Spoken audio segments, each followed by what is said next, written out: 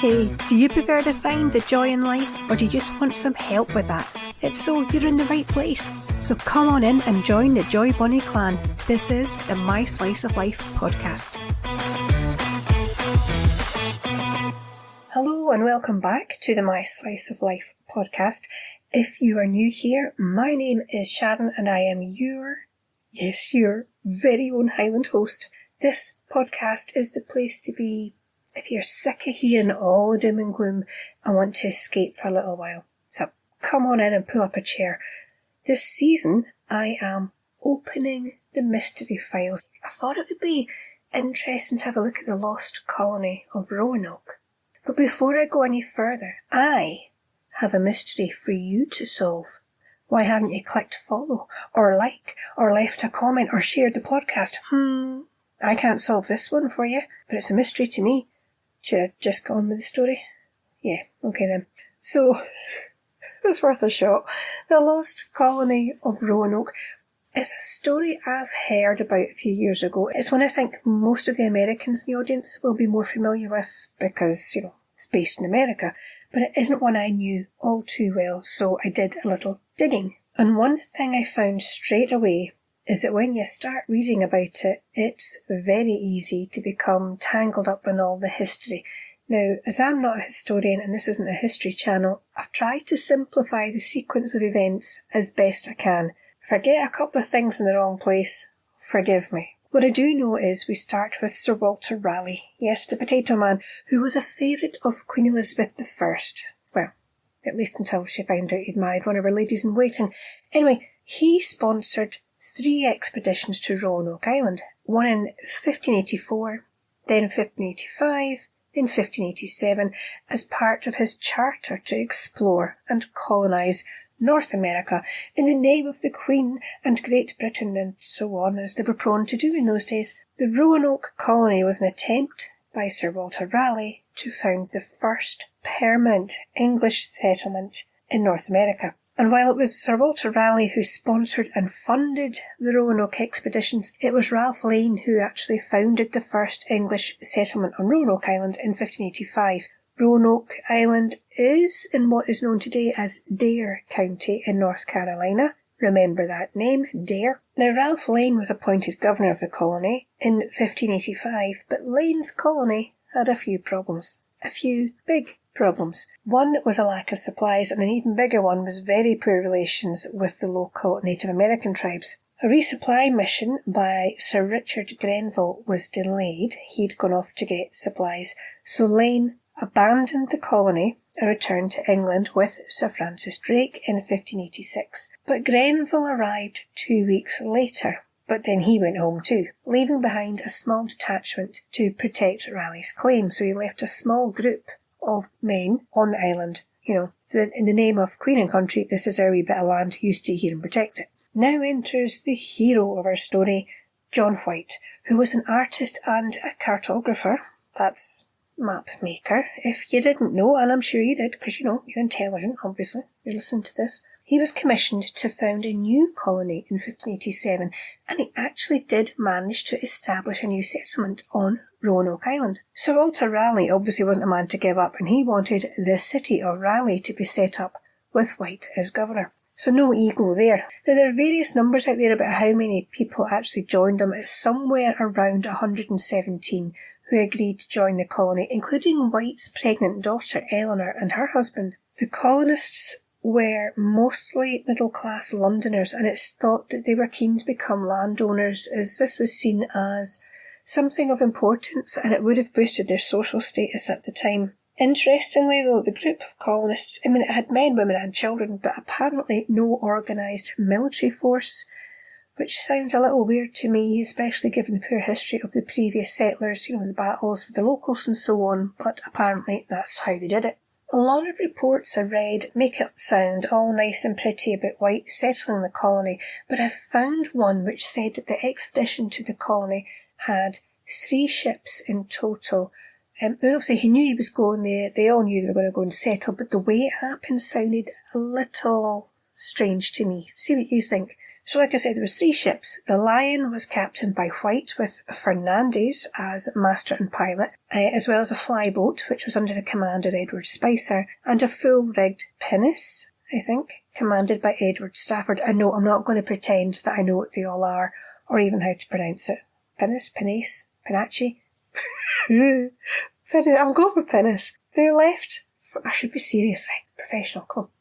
They left for their adventure on May the 8th, 1587, and on July 22nd, the Lion and the pinnace anchored at Croatoan Island. Now, here's where I found it a bit weird, because White planned to take 40 men aboard the pinnace over to Roanoke, where he would consult with the 15 men stationed there previously by Grenville before continuing on to Chesapeake Bay. But once he boarded the pinnace, a gentleman, I saw in inverted commas, on the flagship representing Fernandez, ordered the sailors to leave the colonists on Roanoke. Now, I found that a bit strange. Like, if you've got one plan, but then someone else starts giving orders, I found that a little odd. But the following morning, apparently White's party located the site of Lane's colony. Now, the fort had been dismantled while the houses stood vacant and overgrown, and there was no sign that Grenville's men had ever been there except for human bones that White believed were the remains of one of them maybe killed by Native Americans. On July 25th, the flyboat arrived and all of the colonists were now on the island. Attempts were made by White to re-establish relations with the Croatoan, I want to say tribe, but people just seem to refer to them as the Croatoan, with the help of a man called Manteo, I believe is how you pronounce it. Forgive my pronunciations, okay, I don't know, I'm doing my best. But the Croatoan described how a coalition of mainland tribes had attacked Grenville's detachment, so that explained what happened there. But the colonists attempted to negotiate a truce through the Croatoan, but they didn't receive any response. But they had a good relationship with the Croatoan, so, they would trade and they seemed to work quite well together and get on well together. It seems that there were a lot of disagreements, scuffles, and a bit of murdering of various people from various groups from here on in. There's a lot of history. But in other words, the locals weren't too happy about having yet another group of incomers trying to take over. I can't say I really blame them for that. I mean, how would you feel if it happened to you? It's okay for us sitting here saying, but it had to happen. If you were in their position, you might not be too happy about it. Anyway, back to our colonists. Try to stay focused, stay on course. So on August 18th, 1587, Eleanor Dare, that's John White's daughter, remember, she gave birth to a daughter christened Virginia in honour of being the first Christian born in Virginia. Now, I'm also assuming that's why the area is now called Dare County. Told you, remember the name. Apparently there are records showing a woman called Marjorie Harvey gave birth shortly after, but nothing else is known about her child, which I find odd. Obviously, you get no points for coming second. But it didn't take long before the colonists began having problems with supplies and also wanted to have more people come join them to help with the building, the growing and so on. So they persuaded Governor White to return to England to explain the situation and ask for help. He apparently agreed, although a bit reluctantly, and departed with the fleet on August 27th, 1587. He did tell them, don't worry though, I'll be back within 6 months. He didn't know it would actually be 3 years before he would be returning to the area. There was an agreement made, though, that if they had to leave the area, the colonists would leave a secret message letting White know where they had gone. I've also seen a lot of talk about them saying, head 50 miles into the main. Some people take that as mainland, some people take that as down the coast. Nobody really knows for sure. But it turns out John White's timing and luck were not good from this point on. After experiencing a difficult journey, White returned to England on November the 5th, 1587, but by this time, reports of the Spanish Armada mobilising for an attack had reached London, and Queen Elizabeth had prohibited any able ship from leaving England so that they would be able to take part in the coming battle. It seems John White did get a few opportunities to try and get to Roanoke at least. I say try because they didn't turn out too well. During the winter, Grenville was granted a waiver to lead a fleet into the Caribbean to attack the Spanish, and White was permitted to accompany him in a resupply ship. The fleet was set to launch in March 1588, but unfavourable winds kept them in port until Grenville received new orders to stay and defend England. You don't know whether you're coming or going with this, do you? Two of the smaller ships in Grenville's fleet, the Brave and the Roe, they were deemed unsuitable for combat, and White was permitted to take them to Roanoke. So the ships departed on April 22nd, 1588, but the captains of the ships attempted to capture several Spanish ships on the outward bound voyage, to improve their profits. But on May the 6th, they were attacked by French mariners, or it could have been pirates, I don't seem too sure from what I'm reading, but that was near Morocco, and nearly 24 of the crew were killed, and the supplies that were meant for Roanoke got taken, leaving the ships to return to England. You see, this guy's luck is just awful now. Then, following the defeat of the Spanish Armada, England maintained the ban on shipping in order to focus efforts on organising a counter-armada to attack Spain in 1589. Now, there's obviously a lot of history here about the battles between Spain and Britain, but I want to really focus on the colony, so I'm not going to go into any more detail about the war, all that went with it. But John White would not gain permission to make another resupply attempt until 1590. And when he did finally get to Roanoke Island, when he returned, it was August 1590, and he found that everyone had vanished. Now, you may have heard this, that the only remaining signs of the colony were two things: the word Croatoan carved into a post, and the letters CRO carved into a tree. I'm thinking maybe it was a small tree, and they just couldn't fit Croatoan on it, so they went for the post to actually finish the word. Don't know. But here's what's weird. All the houses had apparently been dismantled, and what he found in their place was a well-built fort, apparently. Now, remember the code they'd agreed they'd leave behind? Well, he obviously thought that the words carved into the post and tree were to tell him that's where they went. But he also found that the houses were dismantled, and anything that could have been carried had also been removed. There were several large trunks, including 3 which belonged to White, which contained all the belongings he left behind in 1587. They'd been dug up and looted, emptied, not sure. Also, none of the colony's boats could be found anywhere along the shore. So all he had to do now was find them. Easier said than done. He tried to go to Croatoan Island, but a storm made them turn back. Apparently they'd lost anchors, they couldn't stop, they had to just go back. There were attempts made by others to find the group, but they too seemed to have been thwarted by bad weather every time. So, did the colonists all go to Croatoan Island? I'm kind of thinking, if no one else can get there because of the weather, how did they manage? Nowadays it's known as Hatteras Island, and it is the location which many people believe they did in fact move to.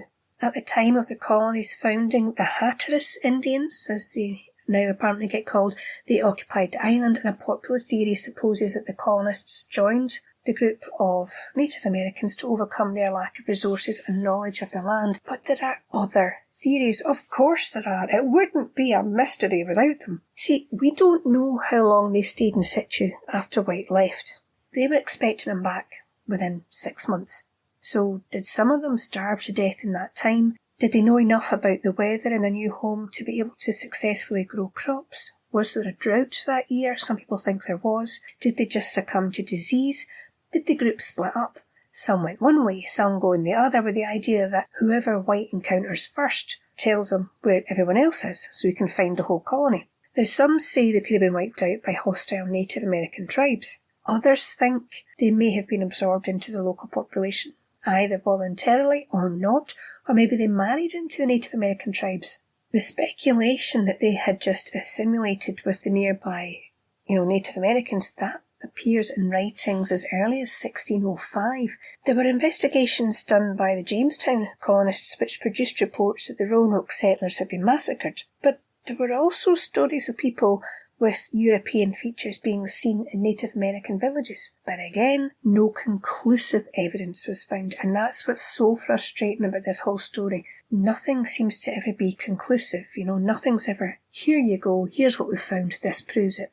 Interest in the matter fell away, believe it or not, until about 1834, so it's quite a long time, when George Bancroft published his account in A History of the United States, and Bancroft's description of the colonists, particularly White's infant granddaughter, Virginia Dare, he cast them as the foundational figures in American culture, and with that, they once more became more than just a historical group of settlers. They became important, and people wanted to know what really happened to them. Now, like I say, there's been theories, there's been work done, and since about 1998, the Croatoan project has researched and provided archaeological evidence to back up the theory that the colonists moved to be with or interacted in some way with the Hatteras tribe.